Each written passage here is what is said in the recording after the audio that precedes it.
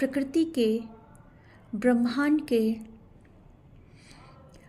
नृत्य के साथ अपने आप को, अस्तित्व को सौंप दो। और जब तुम खुद को, अपने आप को, अस्तित्व को सौंप दोगी तो फर्क नहीं पड़ता है कि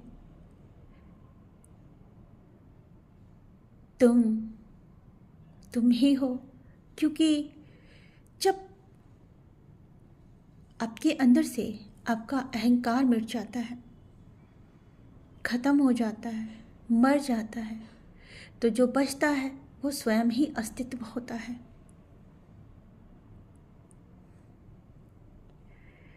ये जो कुछ भी मैं कह रही हूँ ये कहीं पर लिखा नहीं है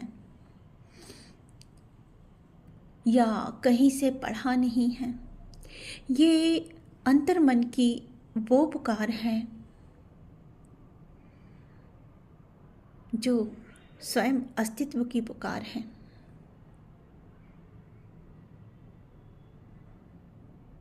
गंगा नदी का बहता जल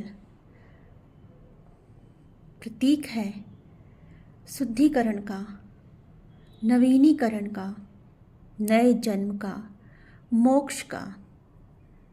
तो जो पानी में डूबकर खत्म हो गया है, आप उसे तड़प तड़प के पुकार रहे हो, वो तुम्हारा अहंकार था जो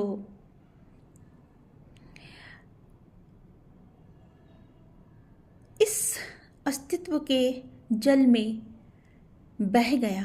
अब जो बचा वो वही शुद्ध पवित्र नदी का जल है, जिसको उस संपूर्ण अस्तित्व सागर से मिलना है। तो जब यह समस्त अस्तित्व तुम्हारे सामने खड़ा है तो तुमने क्यों किसी को जकड़ रखा है, क्यों किसी को पकड़ रखा है? तुम उतना ही छोड़ते हो किसी को जिससे कि वो सिर्फ सांसें लेता रहे, चलता रहे, लेकिन कभी तुम उसको इस तरह से नहीं छोड़ते हो कि तुम छोड़ दो और वो पूरी तरह से डूब जाए। अब यहाँ पर जो डूबने वाली बात है वो उस तरीके से नहीं है। ये डूबना वो डूबना है जहाँ पर तुम डूब के उस अस्तित्व में मिल जाते हो। मतलब जो कहने की कोशिश कर रही हूँ वो ये है कि मरता कौन है, ना ये शरीर ना कुछ और। ये जो मन के अंदर अहम वृत्ति है हम इसको ही नहीं छोड़ पाते हैं।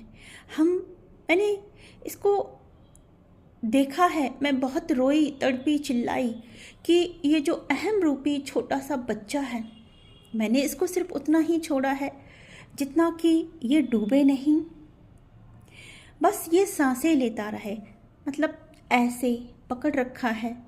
तो ये वही है कि हमने अपने अहंकार को ऐसे जकड़ा है, ऐसे पकड़ा है कि हमारे जो बाहरी स्वरूप का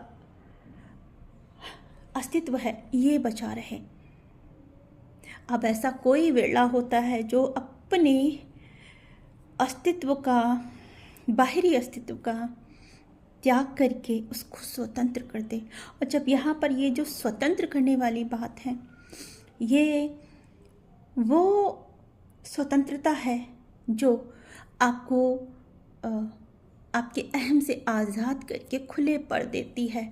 ये मौत नहीं है, ये मोक्ष है। और ये जीवित रहते हुए मोक्ष है कि आपको वो मिला है जो स्वयं ही ये संपूर्ण ब्रह्मांड है, अस्तित्व है, वो चरण है।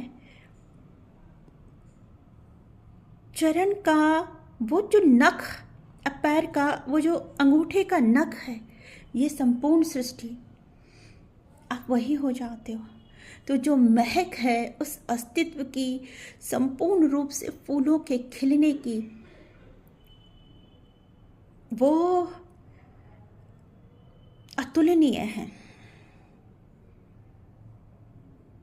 आप ये अहम के धार में बार बार गिरते हो, उठते हो, गिरते हो, उठते हो। तो मत जकड़ो खुद को, मत पकड़ो खुद को या किसी और को, छोड़ दो उसे, क्या होगा। और ये छोड़ना ऐसा नहीं है, ये शरीर की मृत्यु का वरण नहीं है, ये वरण है उस संपूर्ण अस्तित्व का। ये प्रेम है, खुद प्रेम बन जाने का या उस अस्तित्व का प्रेम में घुल जाने का। तो आप जान ही नहीं पाओगे, वरना इस शरीर रूप में आप उठते रहोगे, गिरते रहोगे, उठते रहोगे। लेकिन कोई विरला ही है जो इतना साहस कर पाता है कि वो खुद को उस अस्तित्व को सौंप दे। आपको वही दर्द होगा जो मुझे लगता है कि जब शरीर से प्राण निकलते हैं और तब कोई महसूस करता होगा। वही रोना, बिलखना, तड़पना, आप चिंगाड़े मार मार के रोगे कि कोई तो आए और हमें बचा ले। लेकिन अगर कुछ भी बचा रह गया, कुछ भी, कोई अंश भी बचा रह गया, तो आपने अहंकार को नहीं त्यागा। आपने उस अस्तित्व का वरण, या मैं कहती हूँ कि इटर्नल मैरिज, शायद ये शब्द सही है। वर्ण हम जब कहते हैं तो शायद वही वर के रूप में चुनना। तो आपने उस अस्तित्व को वर के रूप में नहीं चुना। उन चरणों को, वो जो कृष्ण के पैरों का, अंगूठे का नख है, आप उसके दर्शन नहीं पा पाएंगे, आप उस अस्तित्व में नहीं घुल पाएंगे जब तक इस अहम के चोगे को उतार के नहीं फेंकेंगे। मुझे भी नहीं पता कि मैं क्या बात कर रही हूँ, पर शायद ये जो चीज़ें हैं किसी किताब में नहीं होंगी, कहीं से पढ़ने से नहीं आएंगी। ये जब ही आपके सामने आती हैं, अस्तित्व में आती है, जब मुझे लगता है कि आपके अंदर से स्वयं अस्तित्व बोलता है। बहुत बड़ी बात कह रही हूँ, मुझे खुद भी नहीं पता कि मुझे क्या कहना था, और शायद बहुत कुछ समझाने की कोशिश यही कर रही हूँ। जो मैंने देखा कि ये जो नदी की यात्रा है, इसमें अहम, आप पाप धोने जाते हो लेकिन कभी अहम को धोने नहीं जाते, आप उसको छोड़ते नहीं, आप उतने ही छींटे मार के वापस आ जाते हो। वही सब चीज़ें, वही सारी गंदगी, वही आपकी झूठ, चोरी, चकारी, अहंकार, ईर्ष्या, तो वही सब साथ लेकर आते हो, शरीर को स्नान कराते हो। कभी उसको छोड़ दो उसमें, लेकिन आप वो पीड़ा महसूस नहीं करना चाहते। आप उतना ही महसूस करते हो कि जितने में इसका अस्तित्व बना रहे। शायद यही प्रेम है। और जितने भी मैंने, चाहे पुराणों को हो, शास्त्रों को हो, या फिर महाभारत काल में आपने गंगा माँ को जो माँ के रूप में देखा या संपूर्ण अस्तित्व के रूप में देखा, या फिर किन्हीं भी, या भागीरथ ने जब माँ गंगा को पुकारा, तो वो अपने पुरखों को तारने के लिए उन्होंने स्वर्ग से उनको उतारा।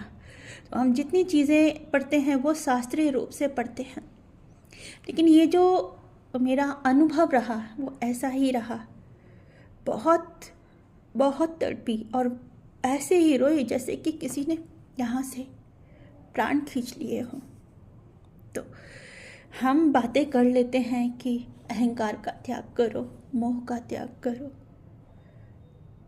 तो आसान नहीं है, क्योंकि मृत्यु तुल्य ही आपको दर्द होता है।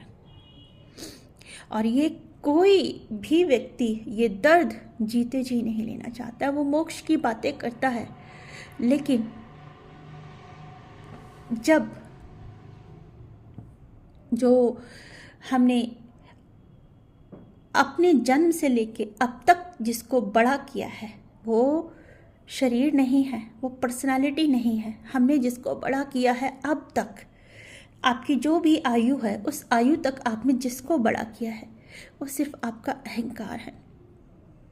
और जैसे ही ये अहंकार आपके इस शरीर से, आपके मन से अलग होता है, तो वही पीड़ा होती है जो मृत्यु होने पर होती है। तो ऐसा करने को कोई इंसान कल्पना भी नहीं कर सकता। लेकिन खुशी की बात आपको नहीं समझ में आएगी कि वो क्या, खुशी की बात भी नहीं कहूँगी, लेकिन जिसको ये समझ में आ गया, हमने बहुत बोले ना कि आपकी उम्र चाहे 60 वर्ष हो गई, आपने इस अहंकार को 60 वर्ष पोषित किया है, अब कैसे छोड़ दोगे? तो जो 60 वर्ष, ये आपकी शरीर की उम्र नहीं है, ये आपके अहम की उम्र है जो आपने 60 वर्षों तक पोषित, कैसे छोड़ दोगे? तो दोनों में फ़र्क है। अहम का छूटना आपको उस अस्तित्व से मिला देता है, और शरीर की मृत्यु आपको वहाँ नहीं ले जाती। इसलिए शायद कहा जाता है कि मोक्ष वही है जो जीते जी है, लेकिन उसके लिए खुद को मारना पड़ता है। और यहाँ पर मैं शरीर की बात नहीं कर रही। धन्यवाद।